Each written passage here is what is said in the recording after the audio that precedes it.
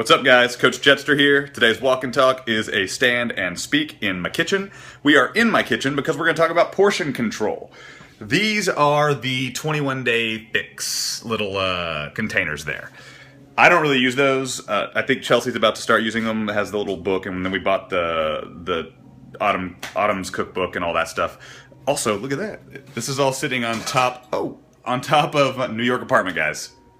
New York apartment. You gotta hang things. Things are sticking out of walls. I bump into crap all the time. Keeping it real. This is clearly unrehearsed. This is you guys may recognize this from the Crunch and Munch videos. This is where we write everything.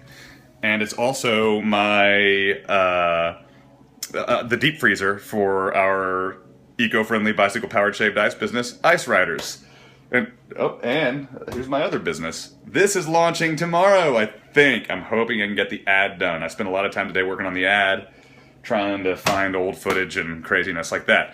Whatever, moving forward, portion control. Those guys right there. So here's a little piece of advice I have for you if you don't have those portion containers. This is something interesting that I've started to utilize for myself, because I have a habit of eating really fast. I just eat too much. Every bite is too big. I chew too fast. It's been a problem my entire life. For those who have a similar problem, check this out. This is what I started doing, and it has helped a little bit. I've started doing this.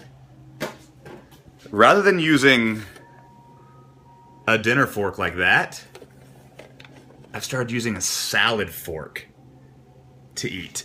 And the same thing with spoons. Rather than use a soup spoon, I just use a soup spoon for everything. I've started using a smaller, I don't know what kind of a spoon that is, but you understand the difference in spoons. I use the smaller guy now when I eat things.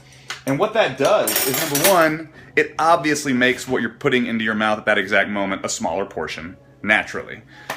But also, so part of it's mental, but the other part of it is that you do digest slower. You're digesting food, you're processing your food at the same rate. So if you're shoveling food down your throat, sometimes you know when you eat and you eat too much and you overeat and you're sitting there and you're like, ugh, Thanksgiving, this is crazy, and you pass out at halftime of the Dallas game. Well, that's what happens because you're overeating and you haven't given your body enough time to process the food that you've eaten thus far.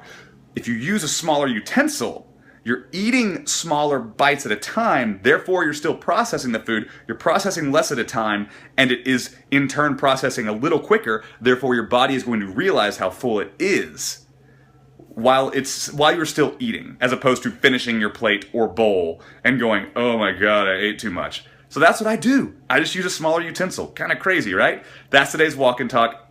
I gotta go hit a little trivia. It's Wednesday night trivia time. Gonna go played some trivia with a buddy. Thanks for watching, guys. Walk and talk. All right.